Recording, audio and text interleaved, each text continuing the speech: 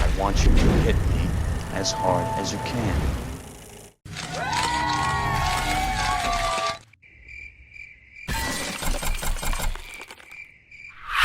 It seems as if this young man had lived many full lifetimes before he was even a teenager. His face is one of the most famous faces to ever be projected on a movie screen, or streamed on Disney+. Macaulay Culkin was a cinematic juggernaut in the 90s. This young man instantly conquered Hollywood, using only the power of talent and cuteness. But then, one day, it was all gone. Disappeared like the McAllister family. But where did he go? And why? Did he follow a dark and destructive path like many other former child stars tragically do? Or did Mac do his own thing? That's what they call him, Mac. Because Macaulay, why would you call somebody Macaulay? It's Mac. All those questions and more will be somewhat answered on this latest episode of What the F*** Happened to... Insert celebrity's name here. That's right, it's time we ask ourselves what the f*** happened to Macaulay Culkin.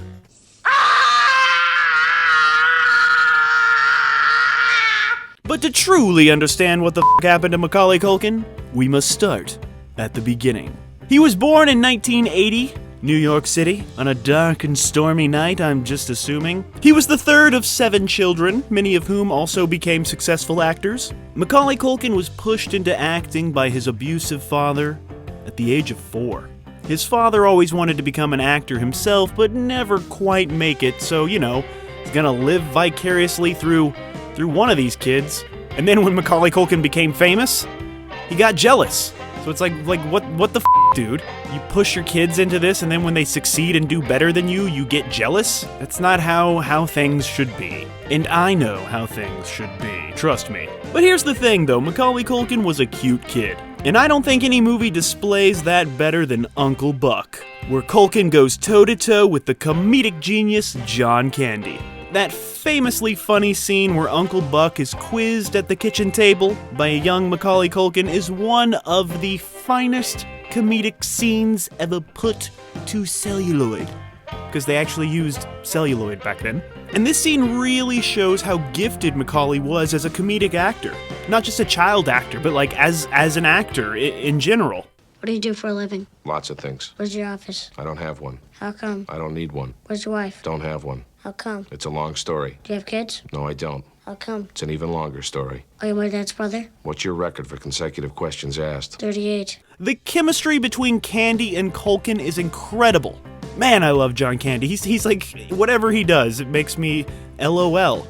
That means laugh out loud. But #1 world-famous movie critic Roger Ebert is no fan of Uncle Buck, calling it unusually bitter for a John Hughes movie. But the bitterness makes the sweetness even sweeter. That's how I look at it. But sometimes Sir Roger Ebert is wrong because Uncle Buck packs some undeniably comedic movie magic. It's full of laughs. It's just one of those simple, heartwarming 80s comedies that they just don't make anymore. I guess because it's not the 80s. This grossed close to $80 million in 1989 dollars, and that's a lot of dollars. And little Macaulay was so frickin' adorably hilarious in this one that you can totally see why filmmaker John Hughes would trust him with Home Alone.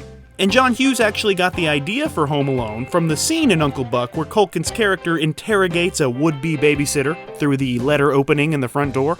And Macaulay was so great and the scene was so great that the idea for Home Alone was born, inspired by this young little talented guy there. If only all children could be that inspiring. What? Can you please take it out of there? Take it out! But then came Home Alone, and what more can be said about this pop cultural phenomenon that hasn't already been said by every other YouTuber, and that Netflix show, the one about movies and how they made us. And like I said after working with Macaulay Culkin on Uncle Buck, John Hughes, who wrote and produced Home Alone, was fully hooked on casting Culkin for the lead role of Kevin McAllister. But the film's director, Chris Columbus, did not want to seem like a pushover, so he went on to audition many other children, just to show that he had power over Hughes. But after auditioning like every child in the world, he realized that Macaulay Culkin was perfect. because the frickin' movie was written for him. And nobody, not nobody, has the natural charisma that Culkin possessed. And of course, one of the best parts of Home Alone was Joe Pesci. And Pesci said of Macaulay Culkin, he said this: "Mac's not like a 9-year-old boy. He's like already an old man." And Joe Pesci actually avoided Macaulay Culkin on set so that Culkin would think that he was mean in real life, and that this would help their scenes together. That's nice and kind of mean at the same time, but I guess that's what the pros do. And Joe Pesci really did bite Macaulay Culkin's finger, and he left a scar. And I'm all for method acting, but I feel like biting a child may be where I draw the line. But that's just me. And the film features a little cameo from John Candy himself and a cameo from Elvis Presley, the king of rock and roll, who faked his own death in 1977 and went on to make a name for himself as a background actor. Or at least that's what those conspiracy theorists say. And that famous map of the house was actually drawn by Macaulay Culkin himself. Such a talented young little artist. And because of those child labor laws, that meant Macaulay Culkin could only shoot for 5 hours a day. And that was kind of difficult because, he's pretty much in every scene. Yes! Yes! Yes! Yes! Yes! And this was domestically the highest grossing film of 1990, taking in over $285 million on an $18 million budget, so there was a profit on this one. And it remained the highest grossing live-action comedy for 21 years until The Hangover Part 2 came out? The Hangover Part 2? Really? Macaulay Culkin was nominated for a Golden Globe, Best Actor in a Comedy or Musical, because they combined those two, which is kind of a big deal if you care about stupid prestigious awards. Entertainment Weekly, the magazine, gave Home Alone a D rating and said that it's a sadistic festival of adult bashing, which is why I give the film an A. But yeah, the critics didn't like Home Alone, so once again, those critics are wrong. This is it. Don't get scared now. Hello.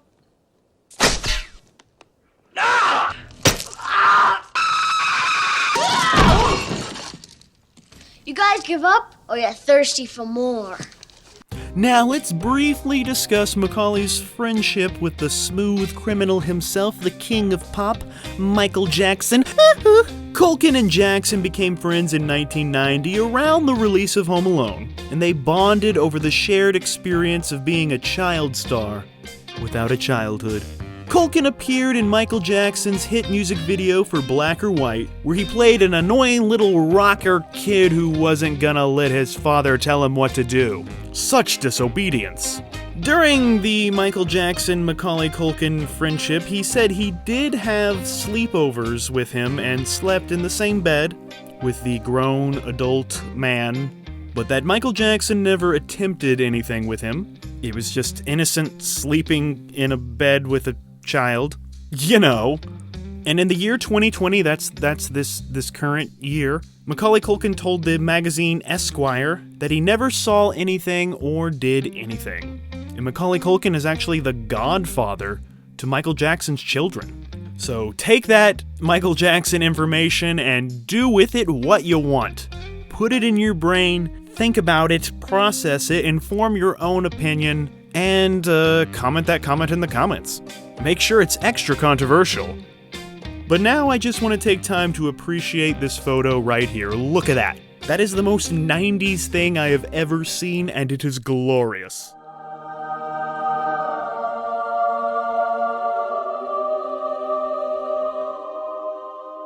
Then there was My Girl. And who doesn't remember this movie where Macaulay Culkin gets killed by a bee? Spoiler alert, Macaulay Culkin gets killed by a bee. And it's sad. It's one of those sad movies that people love to watch.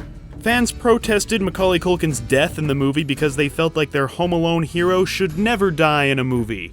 And back in the 90s, without the social media stuff, getting upset and protesting a movie actually, took some effort. Mac made history with this flick, becoming the first child actor to be paid $1 million for a film, and this was more serious thespian territory for Mac to tackle. and his soft-spoken performance showed that he was much more than just a screaming silly face. This kid had range, like a real-life actor or something. Critics were split on this movie. Some really liked it, and others called it a dreadful coming-of-age story. And Roger Ebert, the only film critic who seems to matter apparently, said that this is a movie that has its heart in the right place. My Girl pulled in close to $60 million on a $17 million budget and spawned a sequel, and sadly Culkin's character did not rise from the dead and appear in number 2, and I think they got the Last Action Hero kid instead, I think? 3.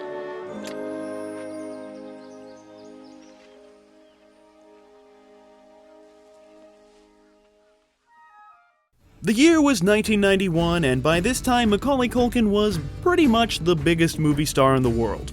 The world belonged to Mac, which led to them creating this Saturday morning cartoon about a kid with a magical baseball glove that would grant him his every wish. Okay? It was called Wish Kid. The show only lasted one single season. He was also one of the youngest people to host Saturday Night Live. I think he comes in second to Drew Barrymore. And as you know, the SNL cast has always been very reliant on cue cards. But not Macaulay. No, he memorized every single line in every single sketch in a very short amount of time. Because he's totally a professional. And his a-hole father totally forbid him from using cue cards. So there's that. Yikes. And because Macaulay couldn't have cue cards, that meant nobody could have cue cards, which I don't think has ever been done in the history of Saturday Night Live. Macaulay, get a plate! Get a plate!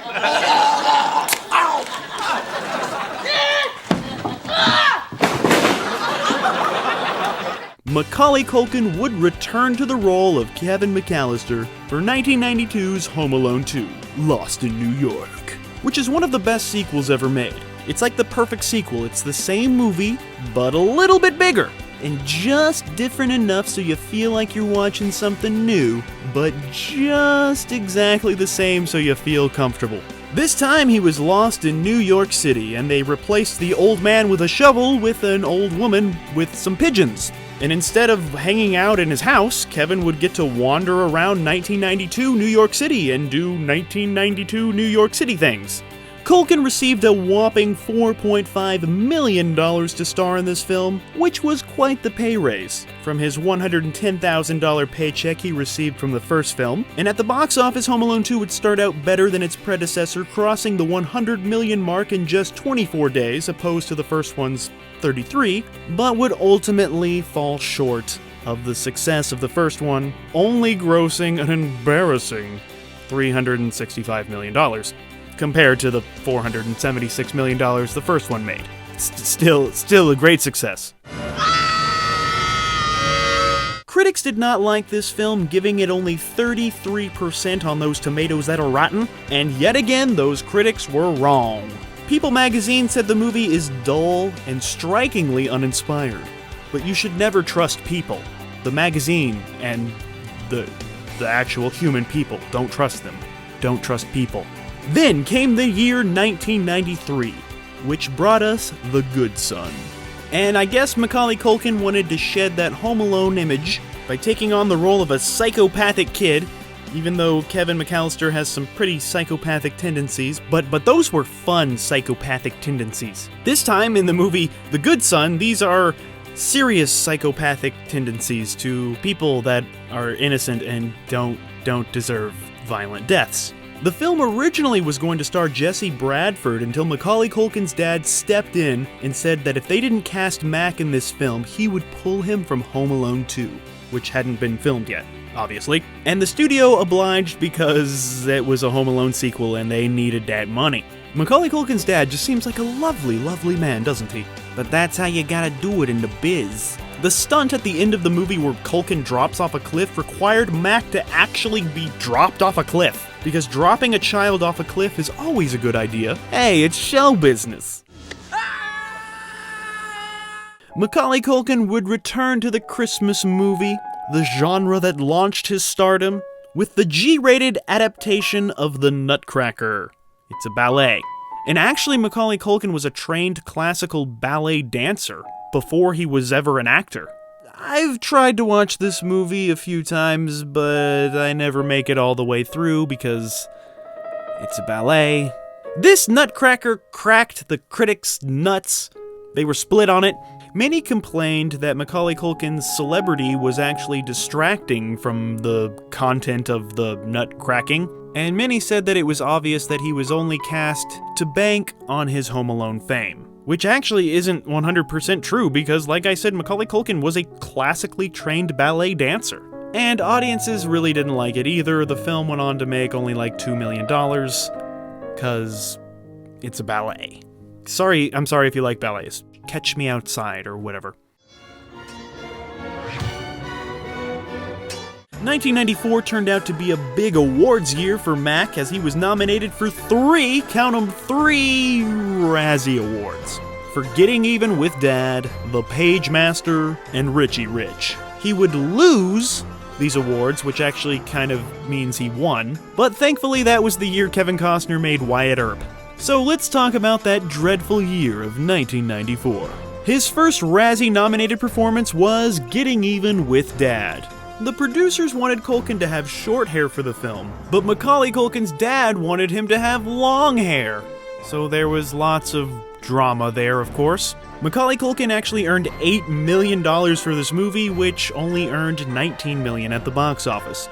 This is Culkin's lowest rated film and only has 3% on those Rotten Tomatoes, with most of the critics calling it an overly formulaic cash grab aimed at the fans of Home Alone. Obviously. So yeah, Getting Even with Dad is about a kid getting even with his dad, which Macaulay would actually end up doing in real life, but we'll get to that later.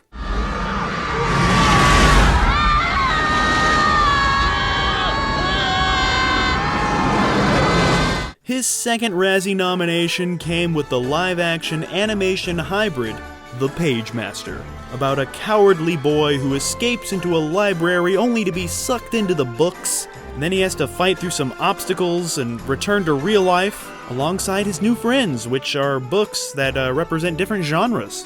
Adventure is a pirate book, fantasy is a fairy book, and horror is a zombie book. Roger Ebert called the movie a sad and dreary film.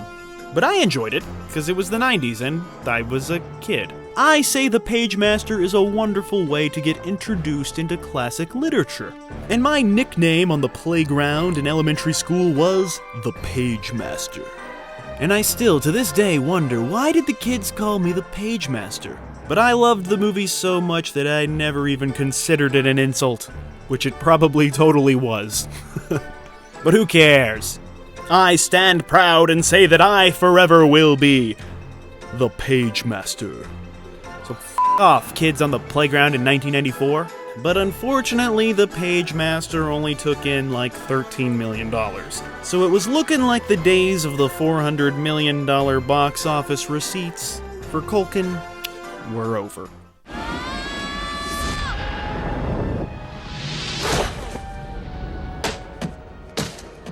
And since his days of making those mega movie bucks were coming to an end, he went on to make a movie about a kid who has a lot of money. That film was Richie Rich, the third installment to Macaulay Culkin's Razzie trifecta of 1994. This was a big screen adaptation to the popular Richie Rich comic strip that is totally 100% an alive version of Casper. I mean, just look at it. At least that's what those conspiracy theorists say. Macaulay Culkin had hit puberty, gross, by the time the film was shot, so they hired actors who were over 6 feet tall to make the now 5'2" Culkin appear smaller. Cause nobody wants their Culkin supersized, they want him bite-size, like Joe Pesci. And this movie, about money, was a box office bomb, only making like $38 million. Yet it did find new life on home video where it made nearly $200 million in rentals and sales, and I know some of those dollars came from my family because I remember renting this one a lot in good old 1994. And of course, critics were not fans of Richie Rich, calling out Macaulay Culkin's performance as barely registering any emotion. That's harsh, guys, he's just a kid, jeez. Mean critics. I say he tried his best, and we should give him a participation trophy anyway, no matter what. This is Nash. Fire 2! Somebody's crawling. Macaulay Culkin had been working steadily since he was 7 years old, appearing in over 15 projects in just 6 years. Most of the adults I know don't even have that work ethic. So after Richie Rich, Macaulay Culkin decided it was time for a much-deserved break. He had become one of the biggest stars in the world, and he just wanted to rest and have a normal life. He enrolled in a private school in Manhattan and faded into obscurity. Well, as obscure as the biggest star in the world could. In an interview with Ellen DeGeneres, he told the host that he doesn't like watching Home Alone, or most of his films, and he generally tries to stay indoors during the Christmas season. Unfortunately, the fame of Home Alone kind of ruined the holiday for Macaulay. Hollywood was the Grinch that stole Christmas from his heart. Do people come up to you and want you to put your hands on your face? Yes. Oh my God. What do you say to them? He's like, no. Yeah, right. In 1995, Macaulay Culkin was dragged through the nasty split of his parents. And because the couple not only acted as his parents, they were also his managers, who split the 15% commission. Each parent wanted complete control over their son's career. The mother won the case, as the children all said they did not want to go with their father, because he's a horrible, horrible jerk-face, meanie man. And after discovering that his mom and dad pretty much screwed him over with the money situation, he was basically, technically, but not officially emancipated from his parents, at the age of 14. This means that his money was now legally separated from mommy and daddy. He was truly home alone. And Richie Rich. Then kind of party monster. Crazy fuck! He was enjoying his early retirement, just traveling the world, doing his own thing, living as normal of a life as he could. But he didn't completely disappear from performing. In 1998, he starred in the music video for the song Sunday by Sonic Youth. And in the year 2000, he appeared in the play Madame Melville in London's West End. Sounds prestigious. And in 2003, he made a much-praised appearance on Will and Grace, playing an immature divorce attorney. And according to the studio audience's laughter, it's hilarious. I'm gonna lose the case, and Mrs. Walker's gonna lose like thousands of dollars. Millions! Millions? Dang. That's a lot of cheddar, yo. That's crazy cheddar. But then there was Party Monster. After taking 10 years out of the spotlight, Macaulay Culkin made his triumphant return to the big screen as a flamboyant, drug-fueled, party-promoting murderer. You gotta respect Mac for taking the risk. That's literally like the riskiest role you could have taken. Mac said that he did the film because he wanted to do something that he's never done before. In the past, he felt kind of a responsibility to not take too many risks because he felt pressured by other people who had helped him build his career. So he felt trapped in the children's movie section at Blockbuster. And now that he was older, he could break out and try some, risque things. Critics were not enamored with this true-life tale of debauchery. They called it a mess, and said that it lacked any genuine affection. Although one critic did say that it's so awful that it's almost good. Those are my favorite kind of movies. But I know lots and lots of people who really love this movie, and they tell me to watch it all the time for some reason. And for some reason, I never do. Maybe one day. I guess you can call this one a cult classic. Are you a member of the cult? Comment your comment in the comments. The film made only $782,000 in its entire worldwide theatrical run. And none of those dollars were mine because, like I said, I haven't seen it. The road of excess leads to a palace of fabulousness. But I did see his next film, Saved.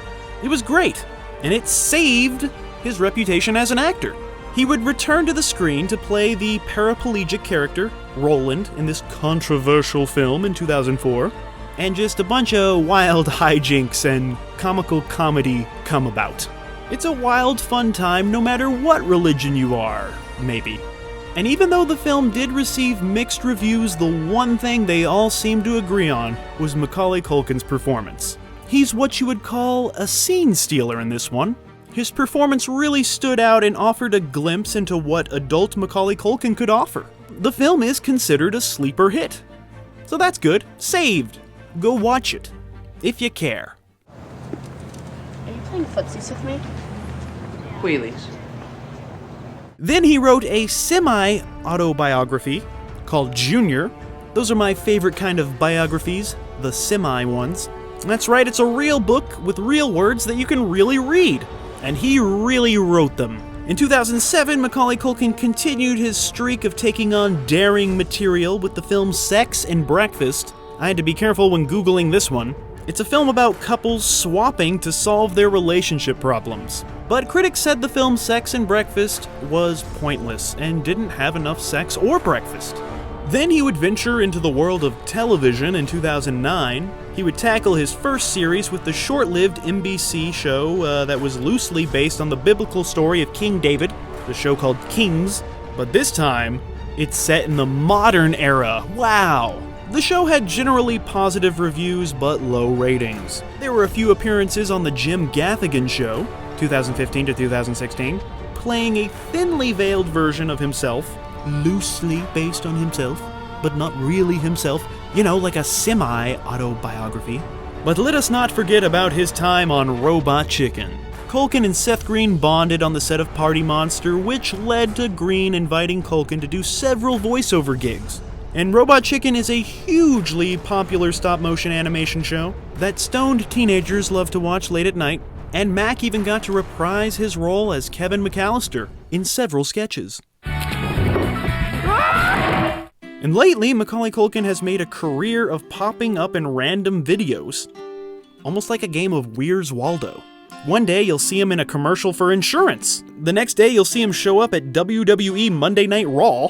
Or you'll see him on the stage at the Oscars paying tribute to the man who made it all possible, John Hughes. Rest in peace. Mac is always around. You just gotta keep your eyes open. You just gotta know where to look. And in the year 2019, there was a film called Changeland. Culkin had a small role in this film made by his pal Seth Green. And Macaulay Culkin plays a tour guide or something. But during that time, he was also keeping busy in the indie music hipster art scene. Macaulay Culkin appeared in films by famed indie artist Adam Green, such as The Wrong Ferrari and Adam Green's Aladdin. Look at that, so artsy-fartsy, all that, wow. I totally get it. In 2013, Macaulay Culkin formed the Pizza Underground, a comedic tribute band to legendary underground rockers The Velvet Underground, where the band took Velvet's famous songs and changed the words slightly to make them about pizza. Pizza parody. Get it? Macaulay Culkin describes it as a funny joke that is pushed so hard that it's no longer funny, and then it goes full circle and becomes funny again, making it even funnier. That's how hipsters think, apparently.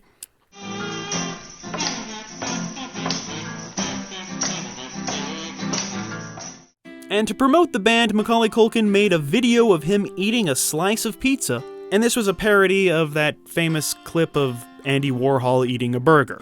So Macaulay Culkin, he's kind of like the new Andy Warhol, in a way, I guess. But like with most child actors, he had his legal troubles. Let's talk about him.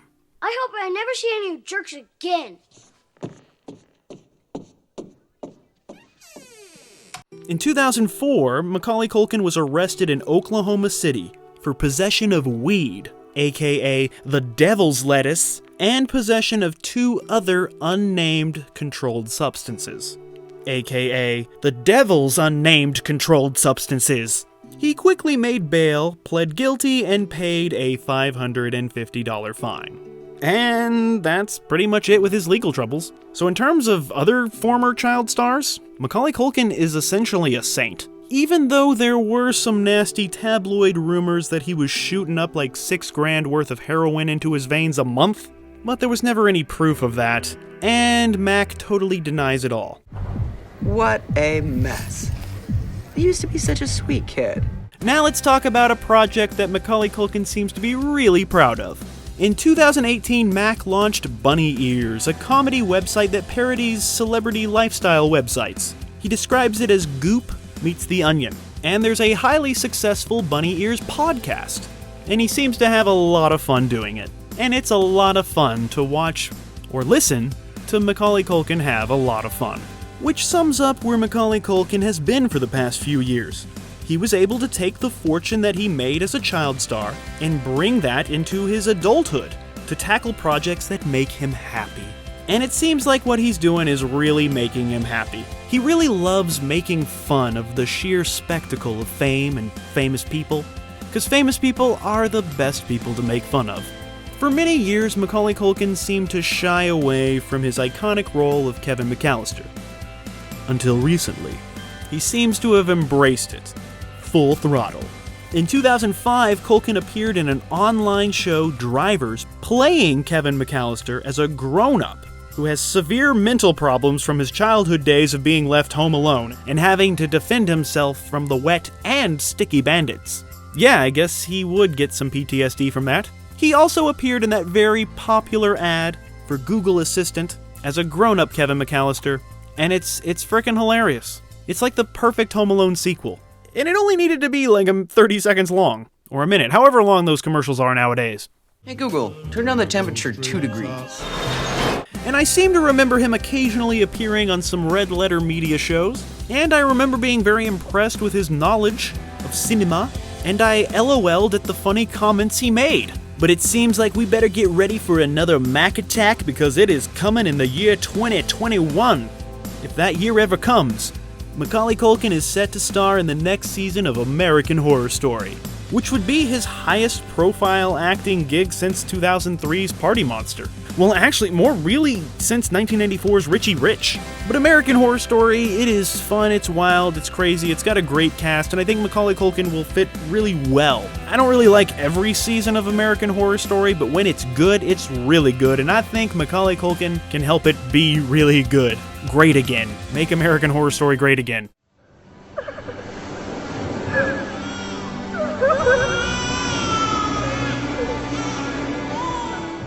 All in all, Macaulay Culkin, Mac, was thrust into the limelight at an early age, extremely early, becoming one of, if not the biggest movie star at the time. He had to deal with overzealous parents and the complete lack of a normal childhood. Noticing what he was missing out on, he made the very mature decision to step back and try to live a normal life. And in that time, he took on some vastly different projects, and got into a small amount of trouble, but he came through on the other side, and he's doing just fine. Even joking around on Twitter on his 40th birthday. He tweeted, "Hey guys, wanna feel old? I'm 40. You're welcome. It's my gift to the world. I make people feel old. I'm no longer a kid. That's my job." He's always an exciting guest on podcasts and talk shows because he grew up in the spotlight and everyone seems to be interested in what he has to say. Because, you know, he had a front row seat to the wild world of Hollywood. And his perspective should be looked at and studied. He started his career as an A-list child star, and now he's a podcaster, which is a good thing. And it seems like he's happier than ever. Mr. Mac has turned his celebrity into a form of post-modern performance pop art, and I love it. Almost like Shia LaBeouf, but not as intense. More of a silly approach. And Macaulay Culkin just is not interested in acting anymore. Plain and simple. He doesn't pursue it. He doesn't even have an agent. Even though he did audition for Once Upon a Time in Hollywood. And he is doing American Horror Story. So you know that acting bug is still biting him a little bit. If the right project comes along, of course. So we can all hope for that American Horror Story comeback, which I'm sure it'll bring him back. But honestly, he doesn't need a comeback. Mac had left his mark on cinema before he could even shave. And he's currently leaving his mark on the weird, hipster, artsy-fartsy world. And he's great at it. He's great. He's great at everything. He is financially set from all of his success, and he just sits back and enjoys life. He calls himself lucky and blessed and has very few regrets. So nobody, not nobody, should give a about what the happened to Macaulay Culkin.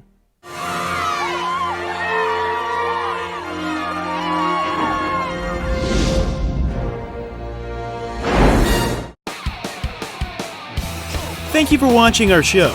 If you like what you see, please subscribe to our JOBLO Videos channel. Tell your friends who like this sort of content, and turn on the bell to receive notifications for all our latest videos. We're an independent company, and we appreciate all your support.